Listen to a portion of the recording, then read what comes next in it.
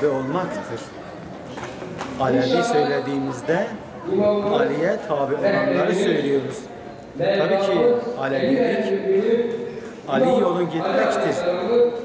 Adaletle davranmaktır, adalet peşinde koşmaktır, namaz kılmaktır, oruç tutmaktır, insanlığa uymaktır, şeriate amel etmektir, pisliklerden uzak durmaktır. Alevilik budur.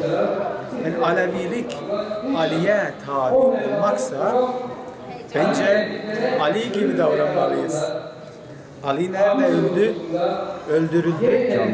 Mihrapta öldürüldü. Ali namaz kılıyordu. Ali savaşın ortasında söylüyordu. Hep göğe bakıyordu. Ali'cim nereye bakıyorsun? Yağmur mu yağacak? Hayır, azan vakti geçmesin diye savaşa meşgul olalım. Azan vakti geçir, namazımız gecikir. Hayır.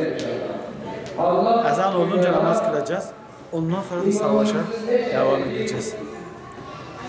Oruç tutacağız. Humus vereceğiz mesela. Zekat vereceğiz. Ve böyle şeyler. Yani Alevilik her şey değil. Alevilik Aliliktir. Alileşmektir. Hasenleşmektir.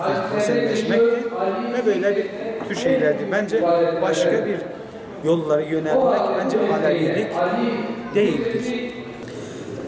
Alevilerin bugünkü Alevilik anlayışı ve Alevilerle Sünniler arasındaki karşılıklı yaklaşım belli bir sebebe dayandırmak mümkün değil. Bir tarih boyunca kimi zaman şartlar, koşullar, kimi zaman yani yaşam koşulları, kimi zaman siyasi koşullar, kimi zaman ise kirli ellerin bilinçli bir şekilde bu iki toplumu birbirlerine karalamalarından dolayı ve tarih süreci içerisinde o yaşananlardan dolayı bugün Alevi toplumu Ehl-i Beyt'ten neredeyse kopmuş durumda. Evet, Ehl-i Beyt'e olan sevgileri var. Ehl-i Beyt yolunun hak yol olduğuna inanıyorlar, bunu biliyorlar. Ama bu yolu Ehl-i Beyt'ten alma, Ehl-i Beyt'ten öğrenme ve bu yolu yaşama noktasında biz Alevilerin, Alevi camiasının çok eksiği var. Kimi zaman da yanlış algılarımız var. Bunların düzelmesi gerekiyor. Alevilik adına ne biliyorsak Ehl-i Beyt'in terazisinde, 12 imamın terazisinde tartmalı ve yeniden gözden geçirmeli.